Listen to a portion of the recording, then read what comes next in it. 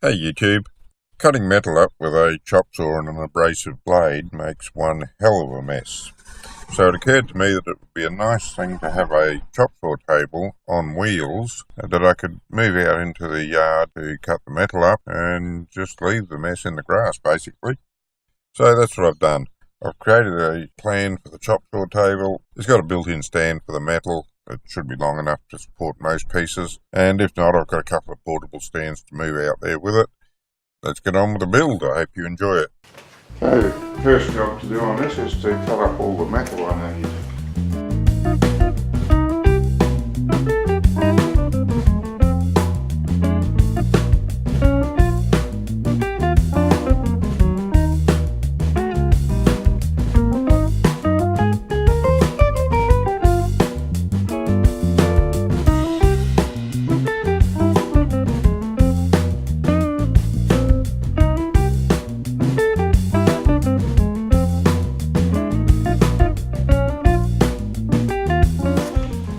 That's all the SHS cut now. Just one away, leftovers.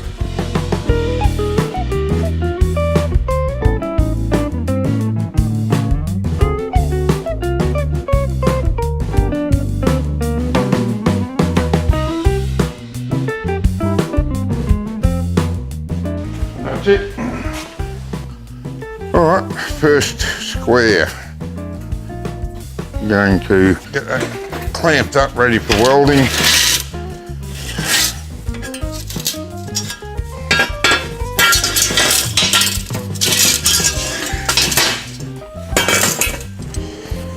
I'll give these another try. If I work far enough away from the magnetic field, it might be alright.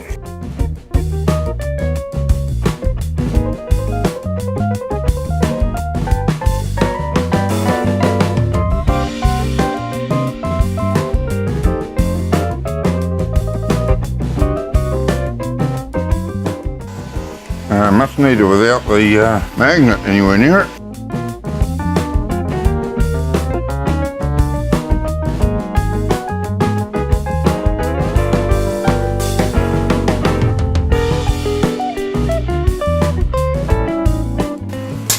Oh, and that's it. Right, there we are. See if we can get a focus on that. Now it's not perfect. I know I've seen better, but I'm finding it easier now. Again, the endings aren't real good. Got to work on them a bit. We'll get a look in there. That's the inside button there. Yeah, there he is. We'll get some light on him. That looks pretty good.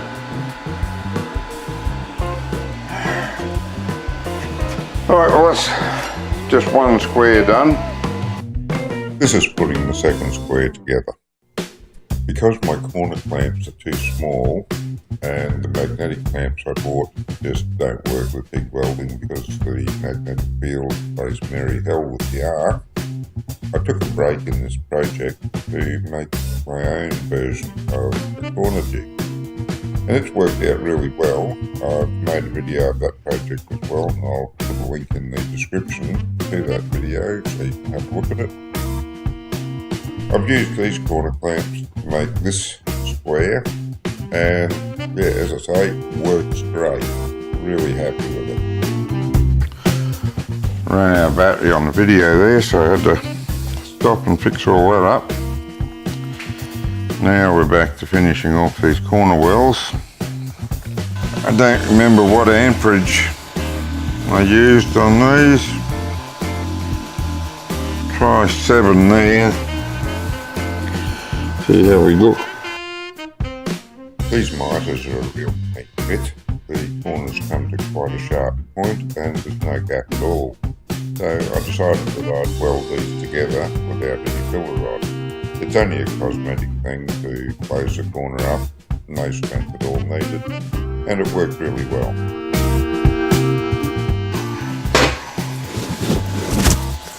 The outside's done. Now I did a good job on the insides in the last one. Got to figure out how I did that and try and emulate it.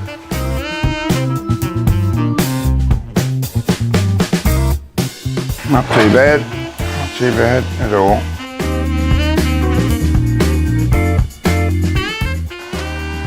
Well, that's nice. Nice.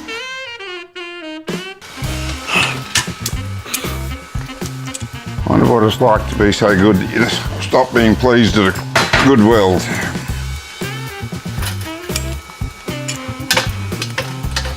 I wonder how long it'll take me to find out. Actually, thinking about it, some of the old welders I've known, you can still see a smile on their face after years of welding when they did a good weld. And maybe you never lose it.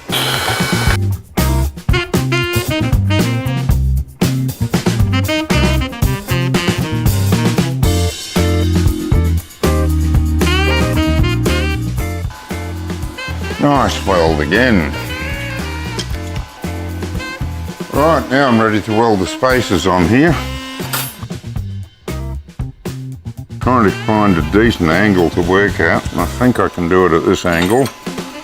And with any luck, the camera will have the weld.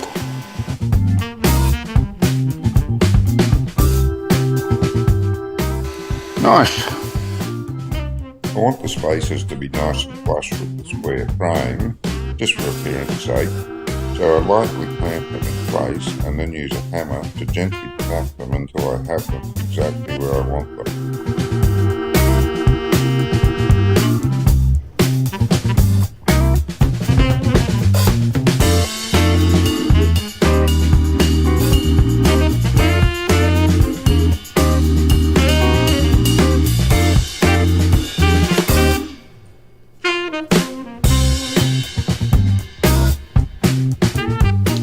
I'm going to attach the end section to the drop down section now.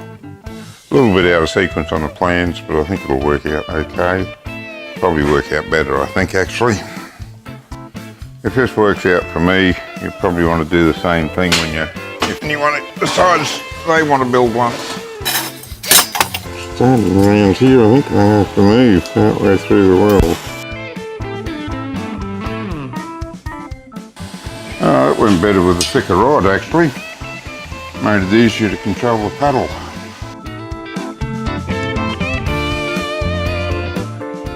If I'd tipped that clamp over, I would have had a nice ending. Never mind.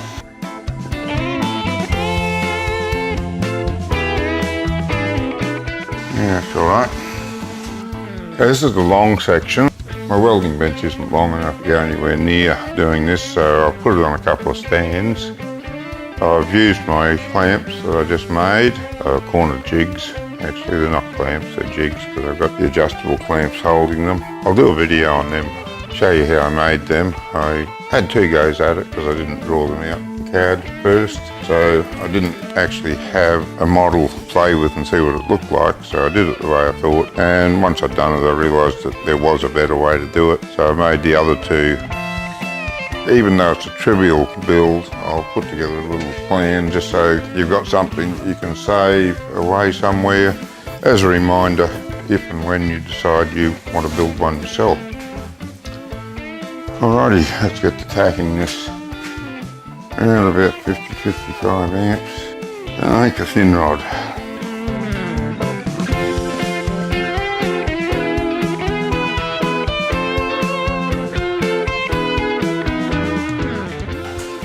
Just need to be a bit steadier, and this should help.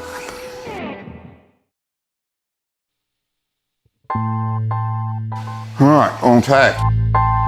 I'll flip him over and tack the other side.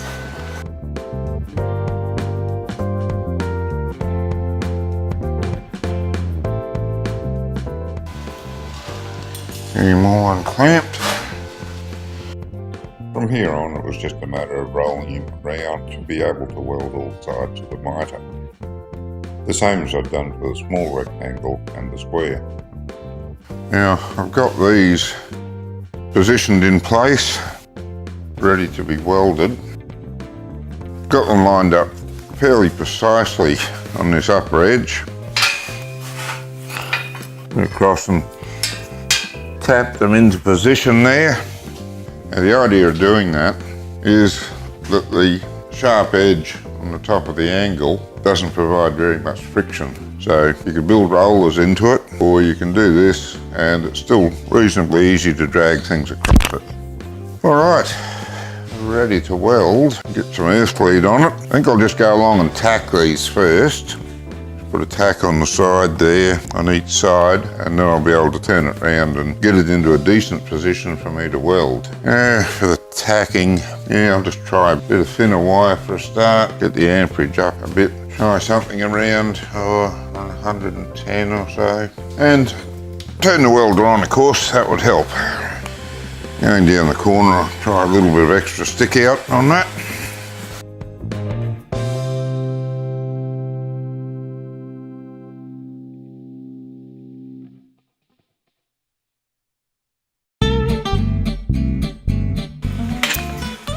I think I'll take these off, and I might just see how I go welding it without moving it.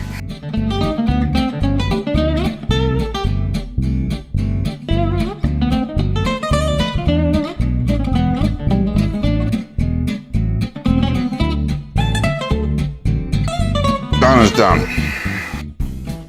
I just got to set this one up to weld the angle across here.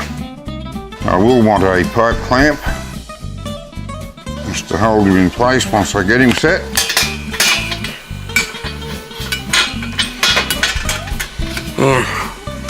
Just put him in there and give him a nip up to hold it in place. Need another hand.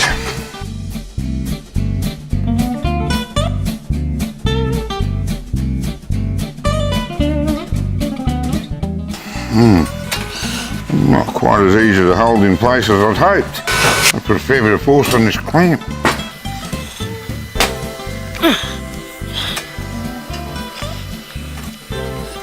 I might have to get the other clamp on the other side of him, mate. Otherwise there'll be too much force there on one clamp.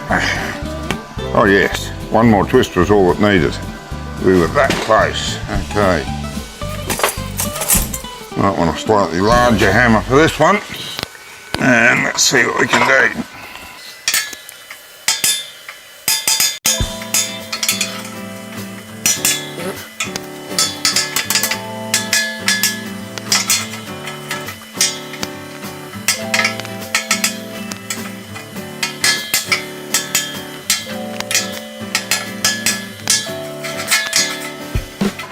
Yep, that one's okay. Okay, we're ready for attack.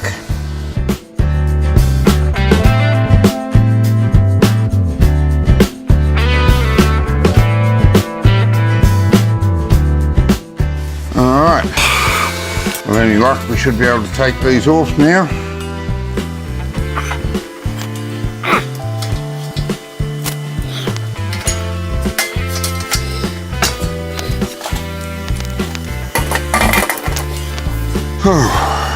Alright, what can we do here? Not much from that angle. That might work better for me.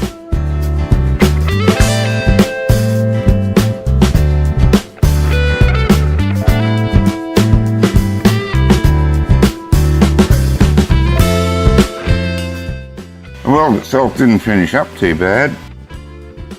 Thank you for watching. I'll upload part 2 of this video next week, and as usual there's a link you can click on if you'd like to get a free copy of the plans.